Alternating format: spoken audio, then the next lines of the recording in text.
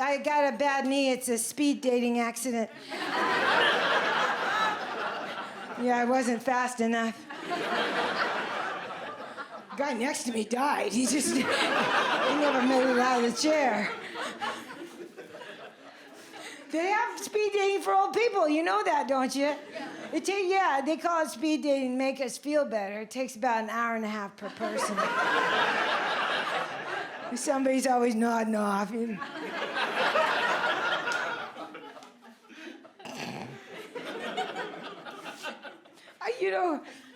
I went through the TSA today, and they have to do all the, the thing. I'm in a wheelchair. I like the wheelchairs, too. Those are fun. I don't need one. I just like them.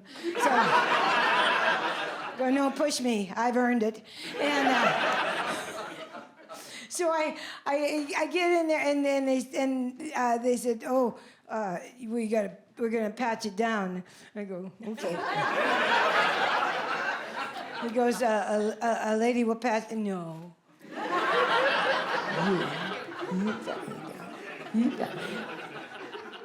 Anyway, she was mean. Anyway, I'm gonna sit down here because I can. I bring my little stool everywhere I go. It just adds to my sexual ambiance that I got going on there. It is really nice, and I know that working in front of I'm working in front of crowds again. I haven't been working clubs for a really long time because I aged out of them. Well, no, they can't carry enough insurance, so they just they're afraid I'm gonna die on stage. They have no idea how many times I've died on stage. But my new comedy clubs have been for the last 5 or 6, 8, 10 years is independent living with a side of assist. And you guys, I am no diva. I've never had a writer in my contract in my whole life, but for the last 6 years, I've had to put something in there that says the first 3 rows must be cognitive.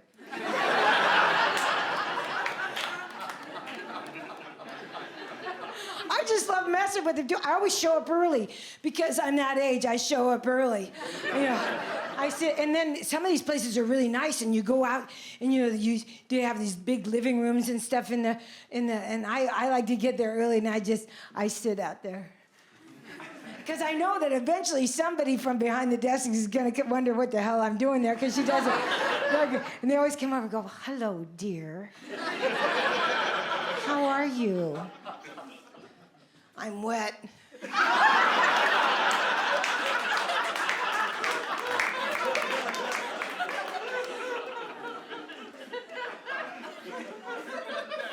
I have friends in the audience that I've known for many, many years, and they know that I know hoe,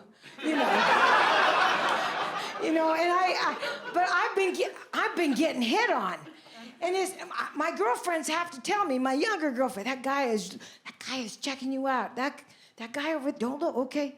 That guy over there, she goes, that guy has cataracts. He's just trying to focus.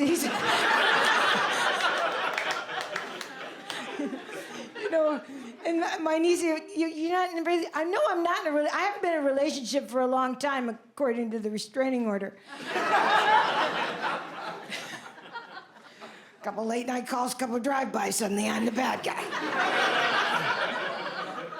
There's a really fine line between stalking and caring. But I realize that I do get hit on. Well, I work a lot of casinos, and those boys love me.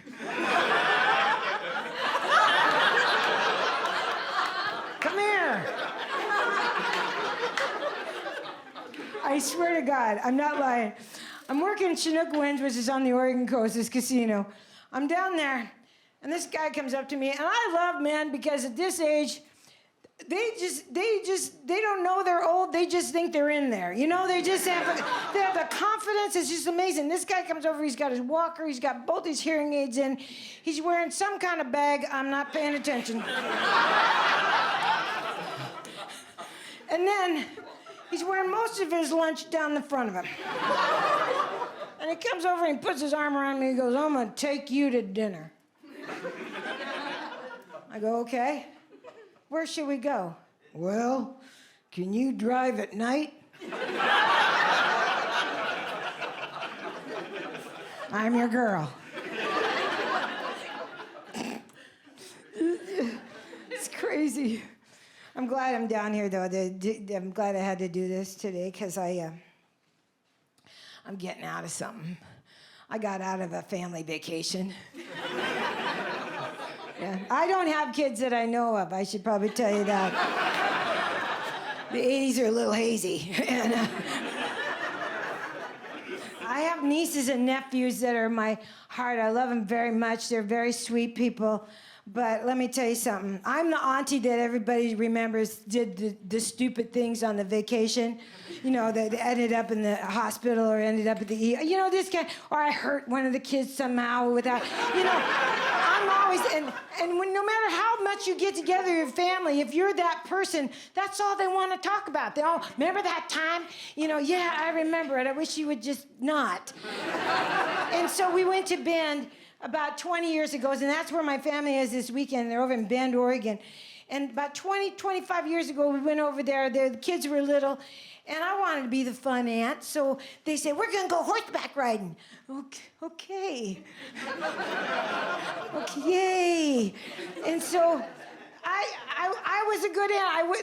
Everybody got on their horses, and then they brought mine out, and I'm not lying. This should have been pulling a plow and a truck. It was the biggest horse I've ever seen in my life. The Clydesdales look small compared to this horse. And I'm standing there, this is my horse. Okay, this is my horse. And then the genius, the stirrup's up here. The stirrup is right here. And the guy goes, just put your foot up there. And you just bounce a couple times, and you throw your leg over. I'd get my leg up there, I wouldn't be riding a horse.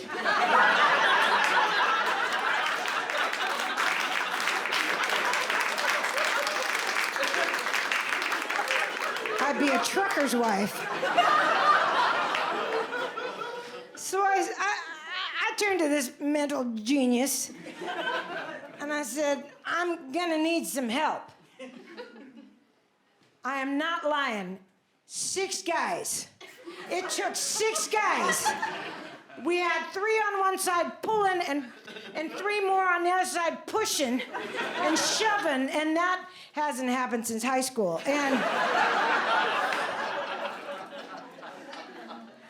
high school, did you get it? Anyway, so I had to get on the float. Anyway, so now they got me on this thing. And when I say this is a big horse, this horse has also been eating for about 9 years without moving. It was as wide as it was tall. And I'm not. Sure, I'm not. I got a 3-inch inseam. And so I got on this damn horse, and I go, what do I do with my legs? He goes, just wrap. I can't bend my knees. I look like Barbie Mountain Ken, 1958.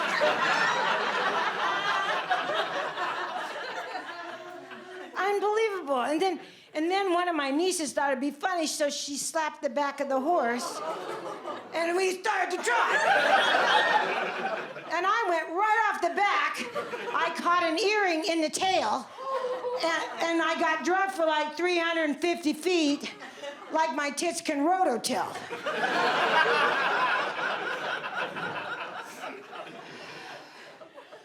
Just, no, I don't want to go on the family vacation. Thank you very much.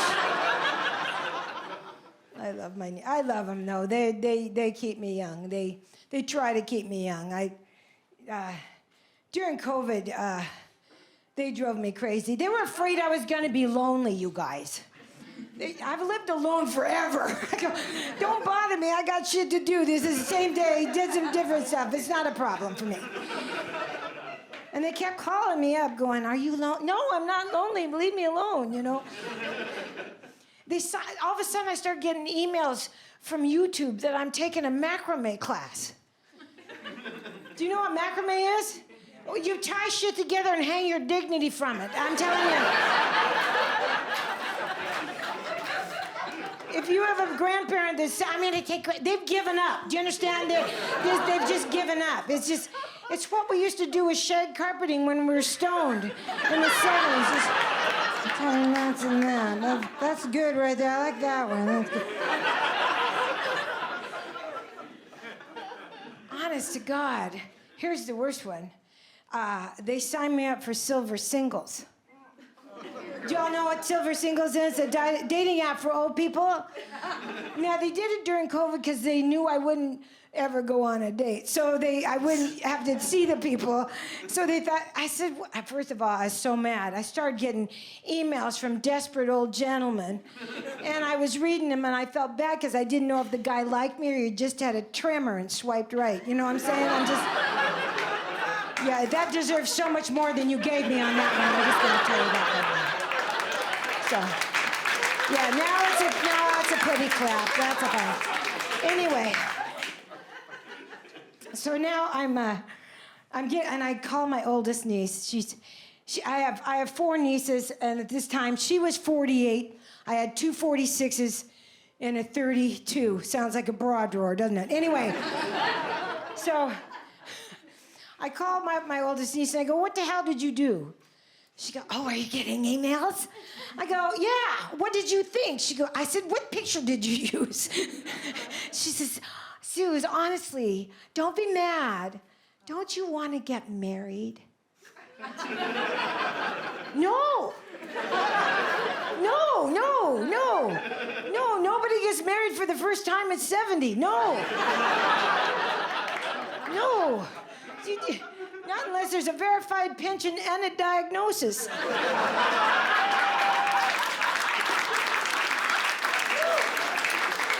You don't get married. You just don't do it. And I said, honey, you get married when you're young, and you have your whole life ahead of you, and you have all these dreams and aspirations, and you have somebody to share all that with, and then you grow old together, and you blame them for the shit you didn't get to do, and that's growing old. That's marriage. I said, at 70, I am not bringing much to the table. Maybe the smell of CBD oil and Altoids. That's pretty much it.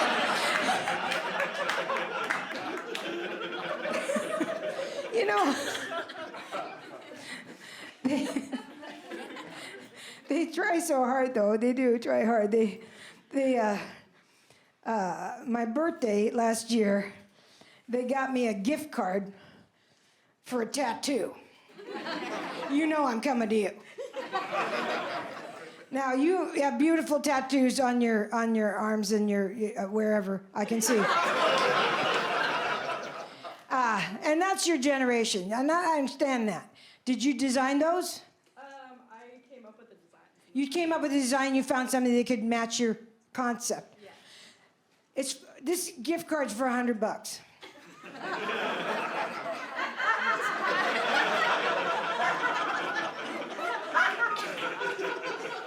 one was like 60. So they're cheap bitches on top of that. They're driving me crazy. I haven't had it. They want me to give it back to them. I'm going to give it to the guy living down at the end of my block. Honest to God, I'm not going to give back to him. What are you going to have done? What are you going to have done? Well, I don't know what I'm going to have done. Maybe I'll have my upper lip put back on my fucking face. Because I don't know where the hell that went, but it's gone. It came off with the mask. And then I became an Amish man. I've never had so much facial hair in my whole life. That is not easy to pluck either. You can pluck it all you want, but honest to God, it hurts, doesn't it? Hurts like a senator. You get older, it just doesn't, and it's long. It made me question my pronouns. I'm in the bathroom tugging on that. The pliers are not cutting it. I have needle nose pliers. I got you. I stopped tugging. Just because I realized every time I tugged really hard, my left breast would go up 2.5 inches. So I just started tying them off. So anyway, they want me to have, I don't want symbols. This skin's not coming back, honey. I've lost a lot of weight, and there's not a spank in the world that's gonna hold this shit up. Do you understand me? So I'm just, and I don't want pictures, and I don't, I told my niece, just to make her crazy, my youngest, I'd get help me with this, tramp stamp. That's it. See, that's the perfect place for an older person to put their tattoos. Back here, you put your social security numbers back there. You put your blood type. In case of emergency, phone number. You can put your allergies down your butt cheeks. Because there's a good chance when I wander away from the home, I'm gonna be naked.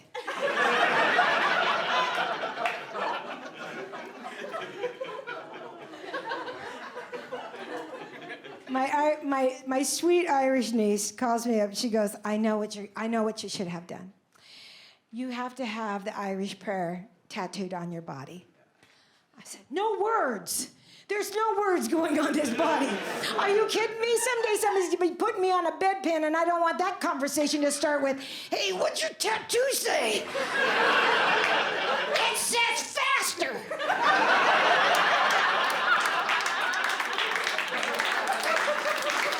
Honest to God.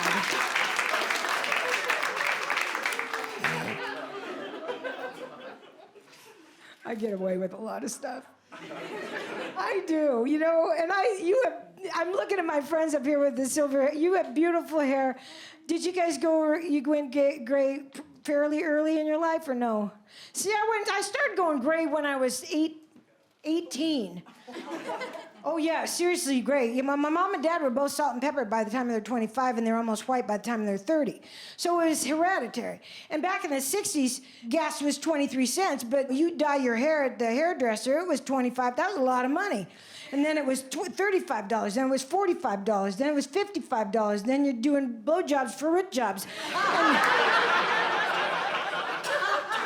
And I got bad knees, so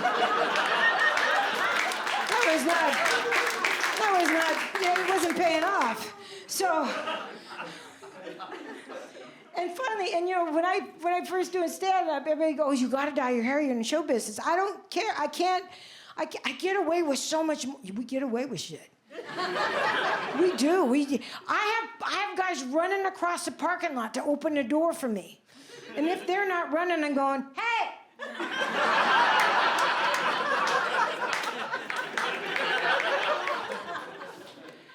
It's amazing what, and I forget I'm gray. Okay, this happened at the grocery store. I hate the grocery store, by the way. I used to love it. I don't like it anymore. What we got through, the one thing you don't see at the grocery store anymore since COVID is you don't see that little cart that looks like a little car. That you put the little ADD people in. And then you just drag them by shit they can't have. Until they work themselves into such a frenzy. Prior to COVID, if I was in the aisle with those kids and they're having a meltdown, I was the next target. Always. Oh. You're a fatty. Whoa, slow your roll, Tiger. Come on now, that's not nice. Don't say that. No. There's no Santa.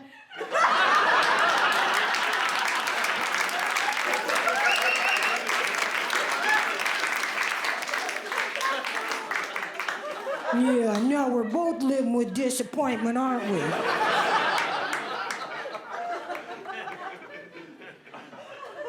when they had all those kids, those little 14-year-old kids that they would hire, to go get the carts that I put behind your SUVs. They overhire them at my store every year, and then they said, "Oh, look busy. You got to look busy." So they would wait for older people to start walking into the store so they could just ambush us. You're going into the store and they're, "Hi, how are you? Find everything?" "Oh my God, I'm fine. Leave me alone. I've done this before." And you get to the end of the aisle, and there they are again. "Hi, are you finding everything?" "Well, we just had this I just talked. You need shit to do, don't you?"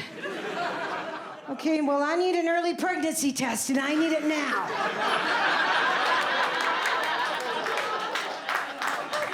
I'm throwing a plan B. I don't miss that. Honest to God, though, I was in the grocery store the other day.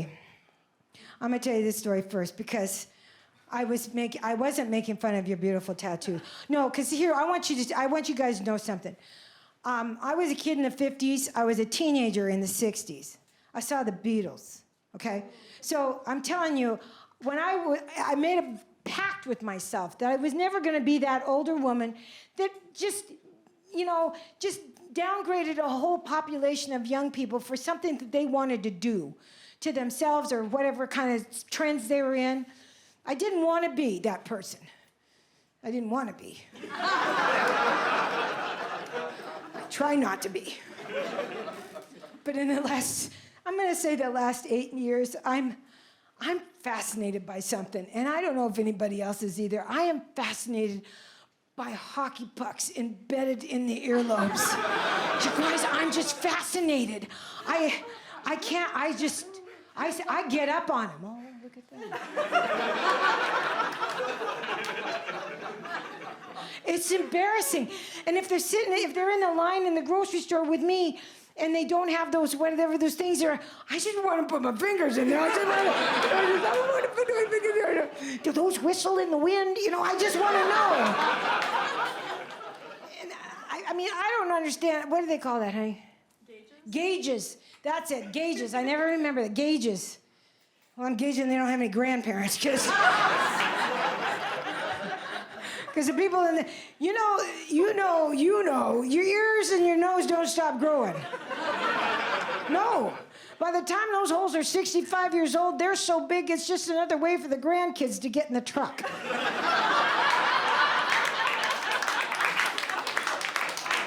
You put your foot right there, baby. I got you. Come on. God. It's just, it makes you crazy. I was in the grocery store the other day. I'm going to tell you this because I got all the way through COVID without having any kind of confrontation. I was really proud of myself. I didn't have to argue with anybody about masks. I didn't have to argue about my vaccinations. I picked up my groceries. I didn't get out of the car, all the things you're supposed to do.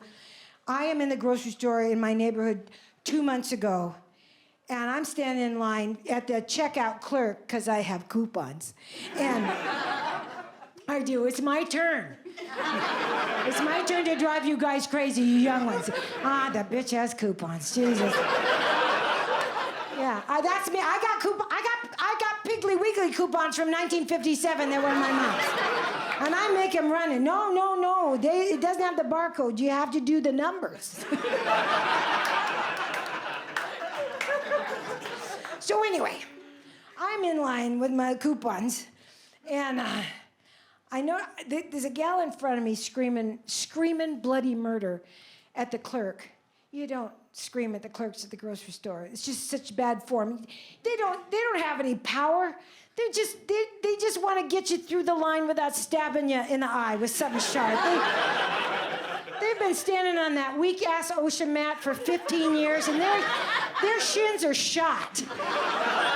They're just, and she's screaming at this young girl who I happen to know. It's a single mom, the sweetest person. She tries to help everybody, and she's screaming that something on the shelf is missing that she wants to eat. Well, ding, ding, ding. Have you been around for the last 3 years?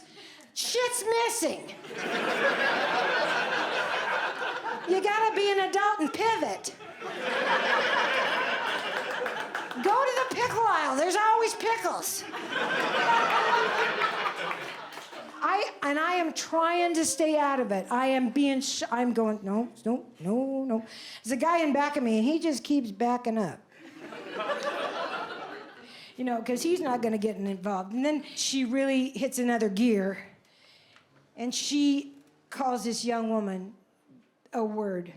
I won't say the word. Every woman in this room knows exactly what she got called. And it was, that's when my Irish went from 0 to 100,000 miles an hour in about a second and a half. And my mouth wrote a check my body could not cash. And I believe fucking bitch came right out of my mouth, really loud, and all I could think of was, oh shit, I can't run. And now this guy is really backing up. He is not having any of this.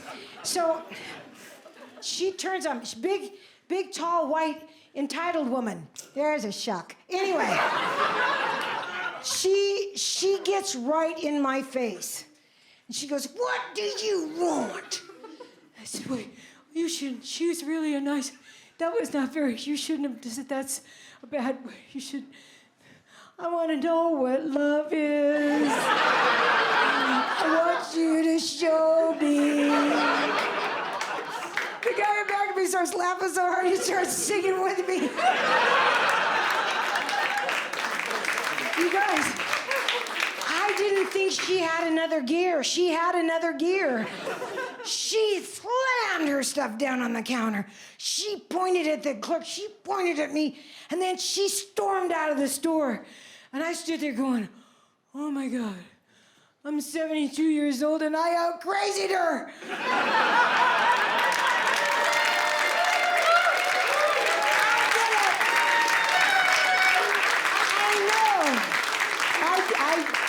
I didn't have to wet myself to do it either.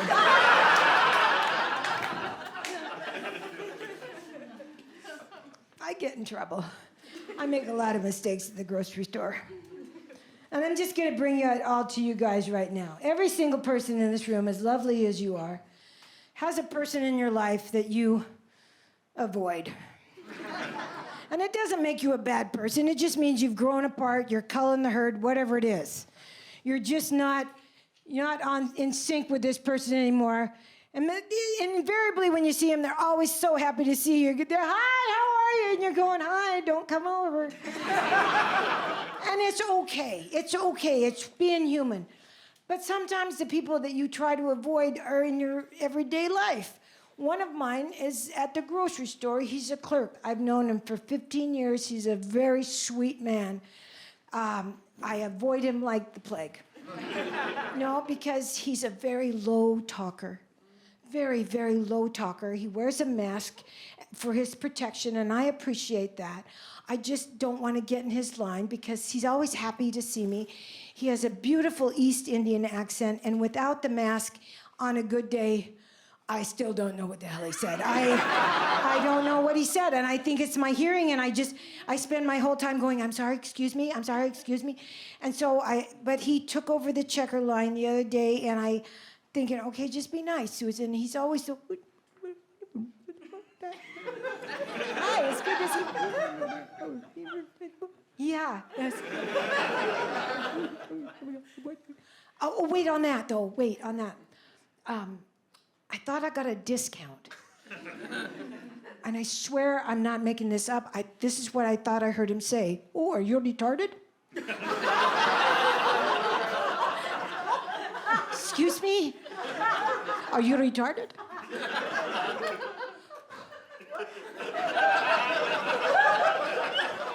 Well, there's never been testing.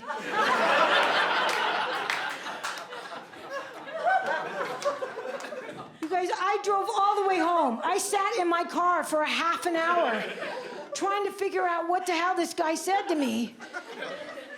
He asked me if I was retired.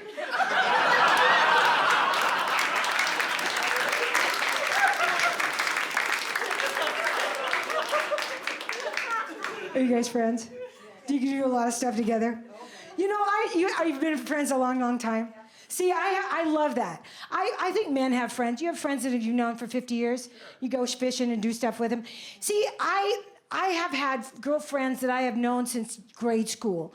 And 2 weekends ago, we've been going to the coast, the Oregon coast, twice a year for 50 years together. And we have the best time. And, you know, and we used to talk about fun stuff when we were younger. You talk about men and dating and, you know, concerts you were going to and clothes and stuff like that. And then you got married and you talked about, you know, the husband, and then it was the kids, and then it was the schools, and it was all, you know, this, and there was this progression of conversation that we've had over the years. And then it was empty nest, and, you know, then it was travel. And now when we go to the beach, I gotta give these bitches 15 minutes to tell me about their procedures, and they go, I gotta do it one time. Because that's all the time I got for this shit. You got 15 minutes to tell me about your procedures. And I wasn't having it this time, so I sent one of my friends and the kids in the neighborhood down to the pot store, and he brought back gummies. Yeah. Oh my God.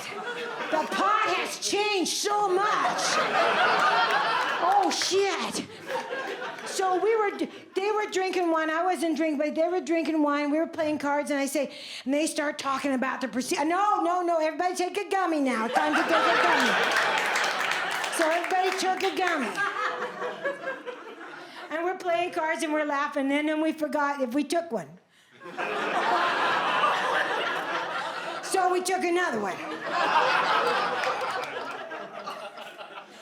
And then we went clam digging. And it's not even the clam tide, but we're out there laughing at the sand. And old ladies laugh till they pee, so that was embarrassing. It's embarrassing. You know. I make it sound like I did a lot of drugs. I didn't do a lot of drugs in the 70s or the 80s or even the 90s. No, I didn't. I had already done drugs in the 50s. I did. You know, when you were a fat little kid in the 50s, they didn't have programs for you. They just gave you speed. I'm in 3rd grade taking 3 crosstops a day. I'm a busy little brownie. Let's get to fractions. I need to know how much an ounce is.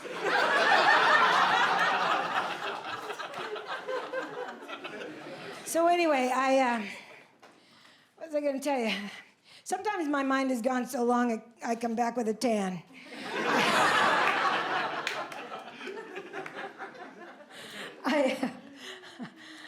I just blanked out. But, you know, it's okay. We were not going to start over. I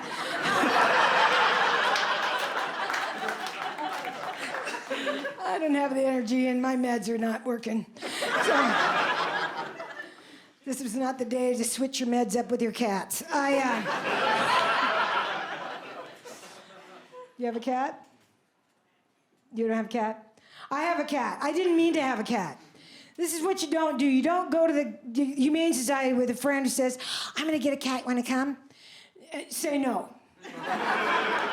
Because that bitch walked out without an animal, and I walked out with a cat. Now, I love the cat. Have you ever adopted a cat? Animals? Yeah. Was it a baby animal? She was a baby. Yeah, did you get to name her? Not really. You kept the name? Yeah. See, I thought I was adopting a baby because she was little. She wasn't kitten little, but she was little. You know, she was only like this long. And I thought she was young. The bitch is 9. And there's a reason they released her to the Humane Society, because evidently she's got every disease possible. Which is why I'm still working at 72. Anyway. Now, I love her, but I hate her name. But she's 9. I can't change her name. They named her Cake. Cake the cat. Very Dr. Seussish. But you have to understand, I have an image. I can't be that fat old lady on the porch at 12 o'clock at night yelling, Cake!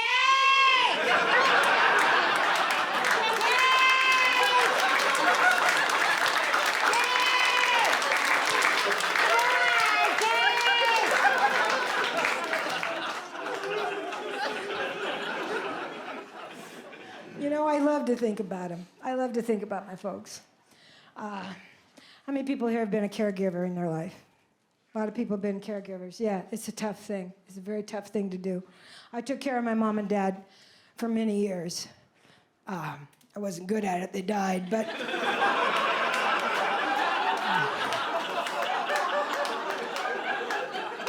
I tried.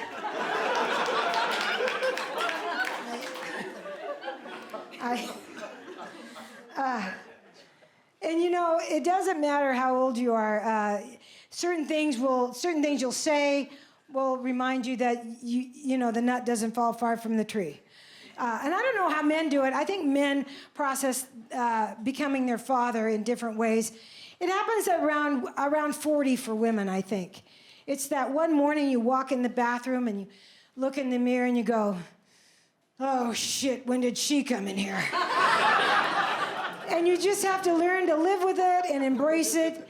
You know, and I have my mom and dad, when I say they died, they did, but they were very old. My dad was shy of 99, and my mom was just turned 97. They died 2 months apart, and they were married when Jesus was in junior high. They were married forever, and they were cute. They held hands everywhere they went. I know, and people would do that. They'd audibly go, oh. And I would laugh because I knew the truth. One's going down, they're taking the other one with them. Nobody's getting out alive. And they were hysterical. I mean, I'm going to say this because every caregiver has, one parent is always easier than the other one. Am I right? Yeah, that's really true. My dad was a piece of cake. Whatever you want, baby girl. That's all right. I'll do whatever you want. Okay, Daddy. Your mother's my mom. I was like, well, first let me tell you this. My mom and dad never developed dementia or Alzheimer's. They had their mind right to the end. They were there every fucking day. They were there.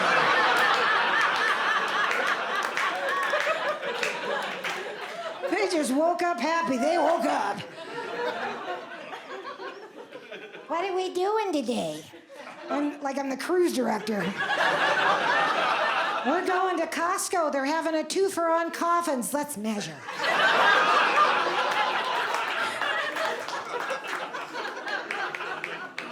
They were hysterical. But my mother invariably, it was difficult because, especially when I had to change her meds up. She said, Ma, you got to take this new pill. No. Ma, no, you're trying to kill me. If I was going to kill you, I wouldn't use stool softener, okay?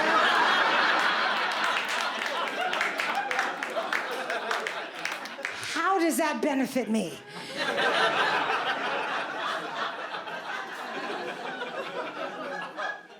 But I have become my mother in so many ways, and I embrace it now because one of the things my mother loved to do was she loved going to the doctor. She loved going to the doctor. And when I say go to the doctor, this was the greatest generation. That woman didn't leave the house unless her handbag and her shoes matched. Her outfit was completely done and her hair was coiffed. That was my mother. Her lipstick was perfect. So when I took her, she was about 95 years old. We took her to the cardiologist. And she looked darling. She just walked in. I'm here. Everybody knows. And then she doesn't even stop by the nurse's station. She just walks her bony little butt down the hall and goes to her room. And there's people on respirators giving me the stink eye. I'm going, okay, I'm going to get her. And I remember walking down that hall having that conversation. My daughter, my caregiver, my daughter got to the room. I'm a daughter. I go, Ma, come on now. You can't just walk in, honey. We have to wait. 95, does it look like I have time to wait? No, ma'am. How'd you get on the table? Anyway. She's sitting there. She starts to unbutton her little pantsuit. I go, no, just a consultation. I am showing these to somebody.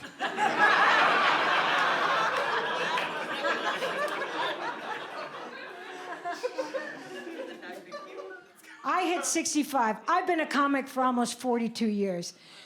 Oh. Yeah, you think I'd be better. But anyway, I'm a slow learner. But anyway, I went without health insurance, as many comics did in the beginning, for many, many years. And so when I had 65, oh my God, I was at the doctor's every damn day. Just, you need to probe me. So I got probed, and then COVID hit, and I couldn't go to the doctor, and I had those the tele ones where you have to do it online, the online. I hated those. Did you like those? No, I was so nervous, you guys. I took a shower, put makeup on. I'm at my house. I kept checking the machine. That's old people with a computer. I kept checking the machine because I knew I was going to screw it up.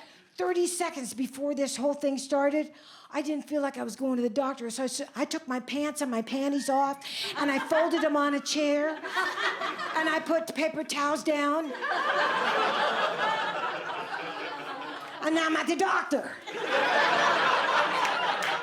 And she comes on, and she's no business. She goes, "You are so behind on so many procedures. You need a pap smear."